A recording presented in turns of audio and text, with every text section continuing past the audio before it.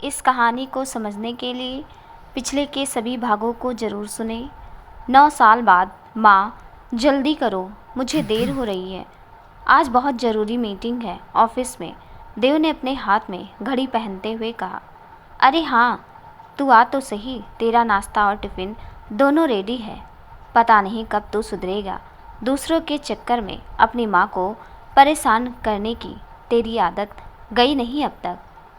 कब तक यूं ही मुझसे काम करवाएगा? अब जल्दी से ब्याह कर ले और ले आ कोई हाथ बटाने वाली। अब मुझसे ये सब काम अकेले नहीं होता। जिंदगी भर ऐसे ही थोड़ी रहने वाली हूँ मैं। अब बूढ़ी हो रही हूँ। रीमा ने देव का टिफ़िन मेज पर रखते हुए कहा। अरे माँ, जब आपसे इतना काम नहीं होता तो मेरे ब्याह के पीछे ही पड़ जाती हो। मैं सोच रहा हूँ बहू तो नहीं लेकिन हेल्पर ज़रूर ले आऊँ अपनी माँ के लिए। बस काम ही की तो दिक्कत है आपको। नाश्ते की टेबल पर बैठते हुए देव बोला। चुप रह, ज़्यादा बातें ना बना। बड़ा आया मेरे लिए हेल्पर लाने वाला। क्या पोते पोती अगले जन्म में खिलाऊंगी मैं। देव को पराठा परसते हुए रीमा बोली। अच्छा तो ये सब है, आपको काम नहीं भारी पड़ रहा है, बस पोते पोती चाहिए। रीमा को खिंचाते हुए देव बोला। हाँ तो क्या, और क्या। अच्छा माँ, अब मैं चलता हूँ, नहीं तो देर हो जाएगी। बाय माँ। बाय बेटा। कहते हुए देव ने अपनी कार निकाली और ऑफिस के लिए निकल गया। देव ऑफिस जाते समय एक घर के सामने रुका और हार्न मारने लगा। 2-3 मिनट के बाद उस घर से एक लड़की निकल कर आई। Hello hottie. हाय निशा, देव ने कहा। देव और निशा एक ही कंपनी में काम करते हैं। यार तुम लड़कियां भी ना, पूरे दिन भी मिल जाए तुम लोगों को तैयार होने के लिए तो भी कम है। पता नहीं ऐसा क्या करती हो जो तुम लोगों को इतना टाइम लग जाता है।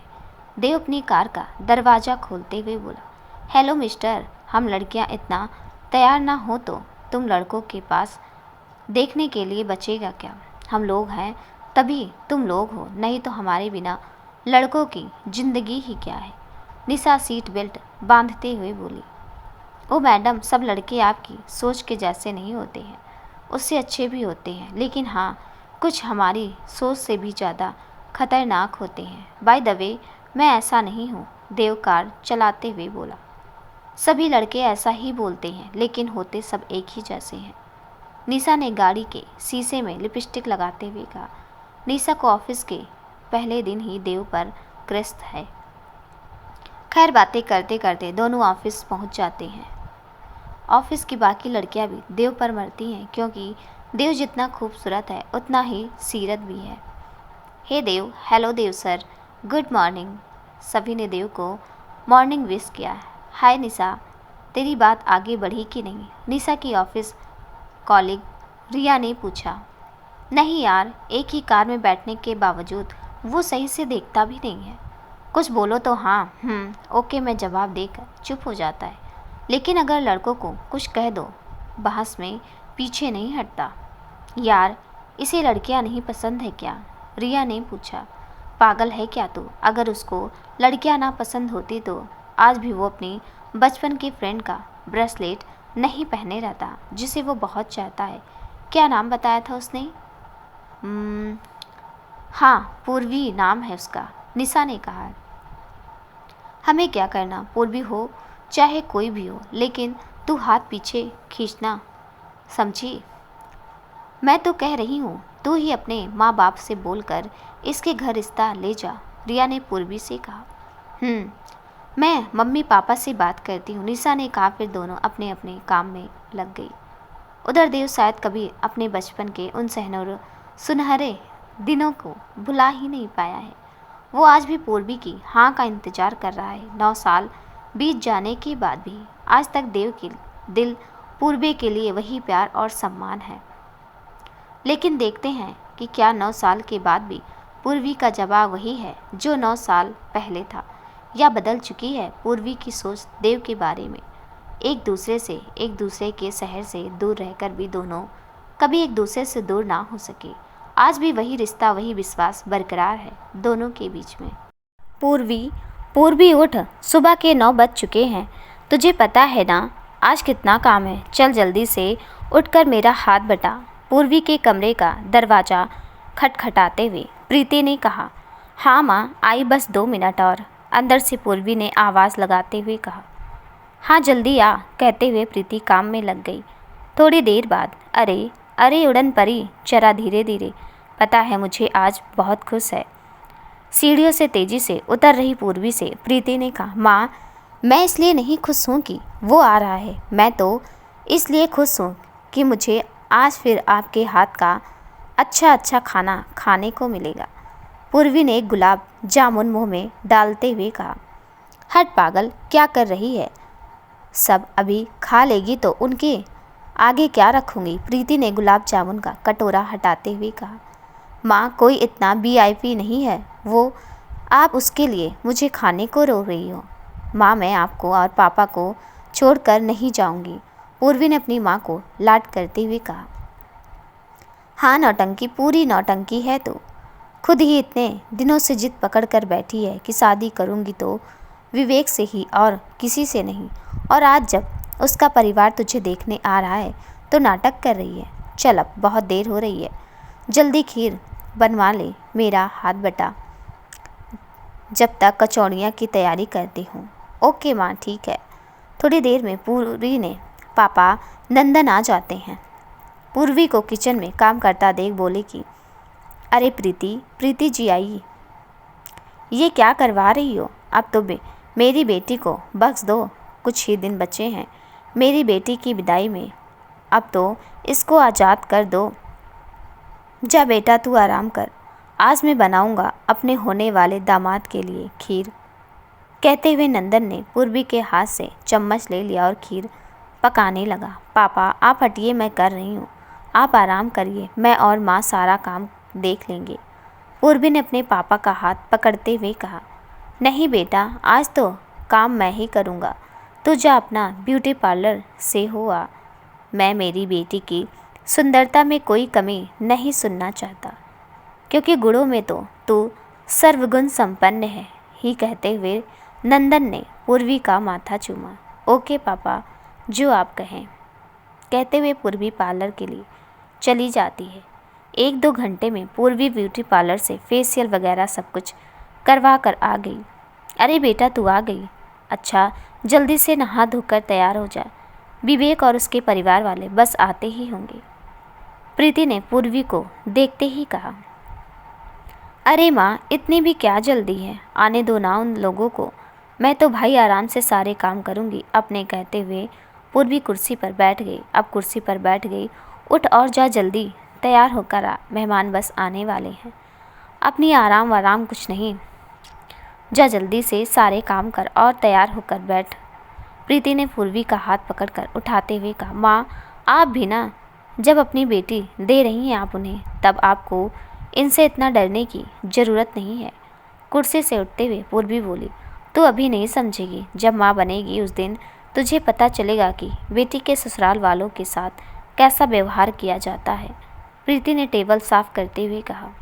भाई, मैं तो नहीं इतनी खातिरदारी करूँगी, हंसते हुए पूर्वी ने कहा।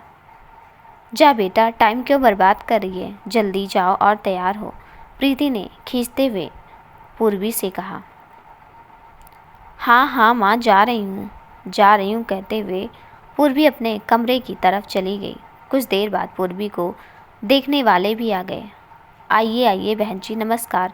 प्रीति ने लड़के की माँ का स्वागत किया। अरे वाह बेटा, आज तो तुम बड़े स्मार्ट लग रहे हो, नंदन ने विवेक को देखकर हंसते हुए कहा। थोड़ी देर में पूर्वी सबके लिए चाय लेकर आई। नमस्ते अंकल, नमस्ते आंटी जी, कहते हुए उसने विवेक के माता पिता के पैर छुए। वहीं दूसरी ओर विवेक को देखकर हल्की सी मुस्कुराई, जैसे दोनों पहले से एक दूसरे को जानते हों। हाँ वाकई दोनों ही एक दूसरे को जानते हैं। जिस कॉलेज से पूर्वी ने ग्रेजुएशन पूरा किया है, उसी कॉलेज में वो मिली थी विवेक से। पहले धीरे धीरे दोस्ती हुई, फिर प्यार हुआ, और अब वही रिश्ता प्यार रिश्ते में बदलने वाला है, क्योंकि विवेक के माता पिता दोनों ही पूर्वी को बहुत पसंद आई हैं और वह लोग जल्द से जल्द पूर्वी को दुल्हन बनाकर अपने घर ले जाना चाहते हैं। हेलो, सामने से आवाज़ आई। हेलो देव, पूर्वी। हे पूर्वी, क्या हाल है? देव बहुत खुश हुआ। तुझे गुड न्यूज़ देनी है, पूर्वी बोली। हाँ बोलना। तुझे पता है, आज विवेक और उसके घर वाले आए थे मुझे देखने।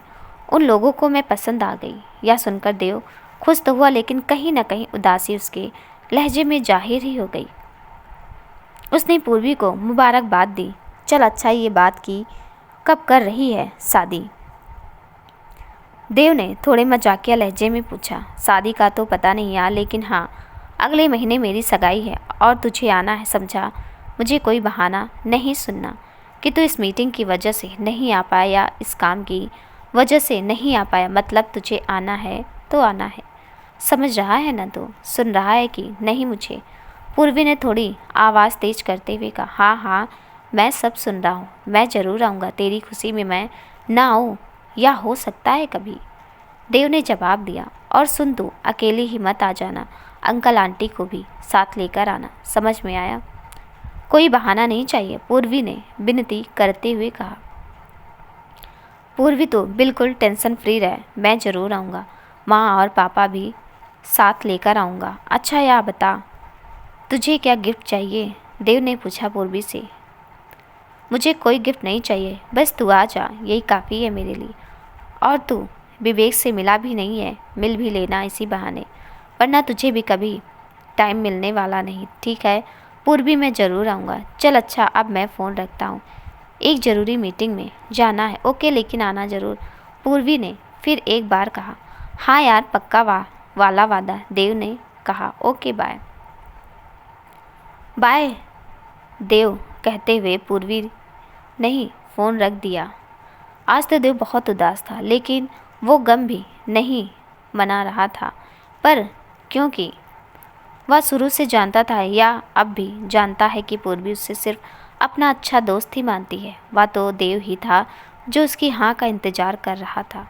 आज तो वो ये बात समझ ही चुका था कि पूर्वी सही कहा करती है। वह उसे सिर्फ एक अच्छा दोस्त की नज़र से देखती है, उससे ज़्यादा कुछ नहीं।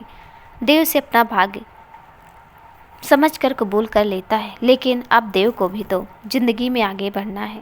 आज रात में देव जब ऑफिस से घर आया तो बड़ा उदास लग रहा था।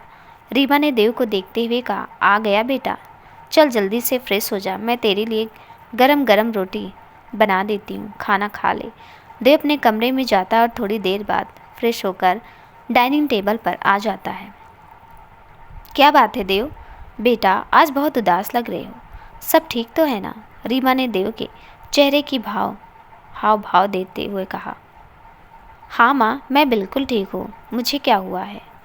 वह तो बस काम की थोड़ी सी टेंशन है, आराम करूँगा, सब ठीक हो जाएगा, देव ने थोड़ा झिझकते हुए जवाब दिया। देव ने बात बदलते हुए कहा। वैसे माँ, मैं आपको एक बात बताऊँ? हाँ बेटा, क्यों नहीं? रीमा ने कहा। माँ, पूर्वी की सगाई तय हो गई है उसके कॉलेज के दोस्त विवेक के साथ। अरे वाह, यह तो बहुत अच्छी बात है। चलो ठीक है, बस हमेशा खुश रहे, वो बड़ी प्यारी बच्ची है, रीमा ने आनंदित होकर कहा। हाँ माँ, वह तो है, लेकिन उसने मेरे साथ साथ आपको और मामा पापा को भी बुलाया है और कहा है कि मुझे कोई बहाना नहीं सुनना है, सबको आना है तो मतलब आना ही है। हाँ और क्या, हम चलेंगे, इसी बहाने अपने पुराने पड़ोस से भी मिल लेंगे और अपना पुराना घर भी देख लेंगे। रीमा ने देव को रोटियां परसते हुए कहा। देव, मैं भी तुझसे कुछ कहना चाहती हूँ, रीमा ने देव की कुर्सी के सामने रखी कुर्सी पर बैठते हुए कहा। हाँ माँ, पूछिए। मुझसे पूछने के लिए आपको मेरी इजाज़त की ज़रूरत थोड़ी ही है। देख, तू भी 24 का पूरा हो गया है और अब मेरी हड्डियों में भी वो पहले जैसी ताकत नहीं है। काम करने वाली तो तू हजारों ले आएगा, लेकिन मुझे सेवा करने वाली की ज़रूरत है। तू समझ रहा है ना मेरी बात? रीमा ने देव के हाथ पर अपना हाथ रखते हुए पूछा। हाँ माँ, मैं सब समझ रहा गया, आप कहना क्या चाह रही हैं? कहते हुए देव हल्का सा मुस्कुराने लगा। तो मैं तेरी इस मुस्कुराहट को तेरी हाँ मान लूँ? रीमा ने पूछा। देव कुछ ना बोला, बस हंसता हुआ कमरे में चला गया। रीमा समझ गई कि देव भी अब शादी करने के लिए तैयार है। देव ने शादी की हामी तो जरूर ही भर दी थी, लेकिन एक हल्के मन से, और क्या करता भी क्या वो बेचारा बचपन से जिससे शादी करने की हाँ का इंतज़ार कर रहा था, उस पूर्वी ने कभी उसे उस नज़रिए से देखा ही नहीं। कुछ देर अपना मोबाइल चलाने के बाद दिन भर का थका देव सो गया। उधर सालीन के आते ही रीमा ने देव की शादी के लिए हाँ कर देने वाली बात को उनको बता दिया। रीमा के साथ साथ सालीन भी बहुत खुश थे, क्योंकि 5 महीने बाद सालीन अपनी कंपनी से रिटायर होने वाले हैं। ऐसे में अपने खाली समय में साथ खेलने के लिए उनको खिलौनों मतलब पोते और पोती की ज़रूरत थी, जो कि हर माँ बाप का सपना है। आज सुबह सुबह जब देव नाश्ते के लिए बैठा तो रीमा ने उसे एक लड़की की फ़ोटो दिखाई। देख बेटा, ये मेरी सहेली की बहन की बेटी है, शिवानी नाम है इसका, ग्रेजुएटेड है, कायदे की लड़की है। परिवार में केवल 2 बहनें हैं और माँ बाप हैं। शिवानी बड़ी है। रीमा ने देव को शिवानी को फ़ोटो दिखाते हुए कहा। देव ने थोड़ा शर्माते हुए कहा कि माँ, मुझे क्यों ये फ़ोटो दिखा रही हैं आप? जो आपको पसंद हो वो करिए, लेकिन बेटा मैं अपनी पसंद तुझ पर थोपना थोड़ी ही चाहती हूँ। तू भी तो देख ले, अगर तुझे पसंद होगी लड़की तभी हम बात आगे बढ़ाएंगे। रीमा ने कहा, हाँ बेटा, एक बार फ़ोटो में देख ले, फिर तो हम शिवानी के घर चलेंगे ही तेरा रिश्ता लेकर। सालीन ने कमरे से बाहर निकलते हुए डाइनिंग एरिया में बैठ देव से कहा, अरे पापा, आज आप गए नहीं? देव ने सालीन को देखते हुए पूछा। नहीं, और हो सकता है कि तू भी ना जाए आज। सालीन ने कुर्सी के पीछे से आकर देव के दोनों कंधों पर हाथ रखते हुए कहा। मतलब पापा, आप कहना क्या चाह रहे हैं? देव ने बड़े आश्चर्य से पूछा। मतलब ये कि जल्दी से तू लड़की की फ़ोटो देख ले, और अगर तुझे पसंद है लड़की तो हम आज ही उसके घर चलेंगे, सालीन ने कहा। माँ, पापा, मुझे फ़ोटो को देखने की कोई ज़रूरत नहीं है। अगर आप लोगों को पसंद है तो समझिए मेरी पसंद वही है, देव ने सर नीचे करते हुए कहा। सालीन ने देव का माथा चूमते हुए कहा कि मुझे अपने देव पर नाज है। ज़माना इतना ख़राब हो गया है, लेकिन मेरे बेटे के संस्कार पर कोई असर नहीं पड़ा। सालीन ने देव को गले से लगा लिया। तो मैं आराधना रीमा की सहेली से फ़ोन करके बता दूँ, हम लड़की देखने आज ही आएंगे। रीमा ने कुर्सी से उठते हुए बड़ी उत्सुकता से कहा। हाँ हाँ, क्यों नहीं, सालीन ने रीमा से कहा। जा बेटा और आराम कर, अभी थोड़ी देर बाद हम शिवानी के घर के लिए निकलेंगे। और हाँ, काफ़ी हैंडसम बनकर चलना, आखिर सबको पता भी तो चले कि हमारा देव लाखों में हीरा है। सालीन ने कहा। लाखों में क्या, मेरा बेटा तो करोड़ों में एक है। सालीन की बात पर रीमा ने कहा, चलिए तो फिर मैं आराधना को फ़ोन करती हूँ और उसको समय भी बता देती हूँ कि कब तक हम लोग जाएंगे। कहते हुए रीमा आराधना को फ़ोन करती है। शाम के समय रीमा, देव और सालीन शिवानी के घर में होते हैं। वहाँ पर उन लोगों का बहुत आदर सत्कार होता है, सब कुछ बहुत अच्छे से होता है। अब बात आती है लड़की को देखने की।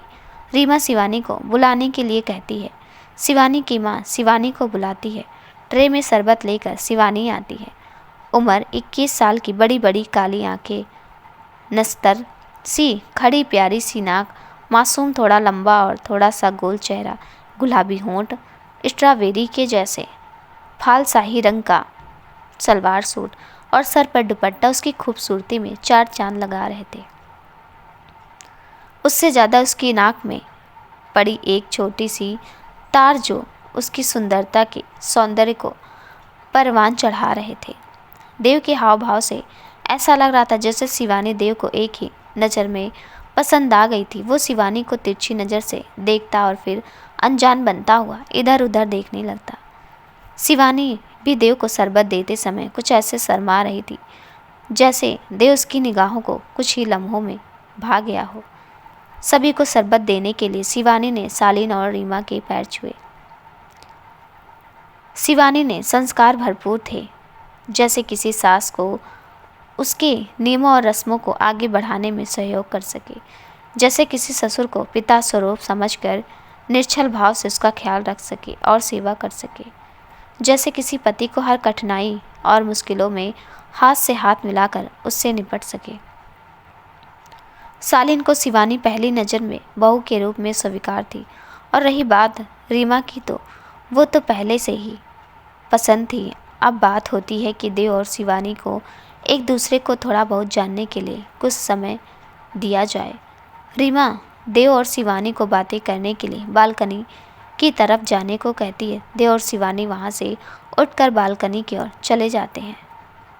बालकनी में कुछ देर चुपचाप खड़े रहने के बाद दोनों में से किसी को कुछ समझ ही नहीं आ रहा था कि बात कहाँ से शुरू करें। मुझे नीला रंग पसंद है, देव ने हिचकिचाते हुए कहा। और आपको? मुझे लाल रंग पसंद है, शिवानी ने जवाब दिया। आपका कोई बॉयफ्रेंड वगैरह? पूछते हुए देव रुक गया। नहीं, कभी इन सब चीज़ों के बारे में सोचने का टाइम ही नहीं मिला। अपनी पढ़ाई के बाद छोटी को पढ़ाना और फिर पापा की भी तबीयत ठीक नहीं रहती। आपकी गर्लफ्रेंड है? है तो नहीं, लेकिन अगर सच कहूँ तो मेरी एक दोस्त है जिससे मैं शादी करना चाहता था, लेकिन वो किसी और को पसंद करती है। अगले महीने उसकी सगाई है। आपको मैं पसंद तो हूँ ना? देव ने थोड़ा शर्माते हुए पूछा। आप मुझे तुम कह कर भी बुला सकते हैं, शिवानी ने हल्की सी मुस्कुराहट देते हुए कहा। शिवानी की इससे देव समझ गया कि शिवानी ने भी देव को पसंद कर लिया है। चलो, बड़ी प्यारी और छोटी सी रही इनकी पहली मुलाकात, लेकिन तकदीर को तो कुछ और ही मंजूर है। देव, रीमा और सालीन के शिवानी के घर से वापस लौटते ही जैसे ही सब घर पहुँचे, इससे पहले रीमा और सालीन देव से कुछ पूछते हैं, देव ने थोड़ा दबी आवाज़ में शर्माते हुए कहा, हाँ माँ मेरी हाँ है, कहता हुआ देव भागकर अपने कमरे में चला गया। रीमा और सालीन आज बहुत खुश थे। देव का रिश्ता जो अब पक्का हो गया है, क्योंकि शिवानी के घर वालों को देव काफ़ी पहले से ही पसंद था। दोस्तों, कहानी कैसी लगी कमेंट में ज़रूर बताइएगा और कहानी का अगला भाग देखने के लिए प्लीज़ चैनल को सब्सक्राइब कर दीजिएगा। तब तक के लिए नमस्कार।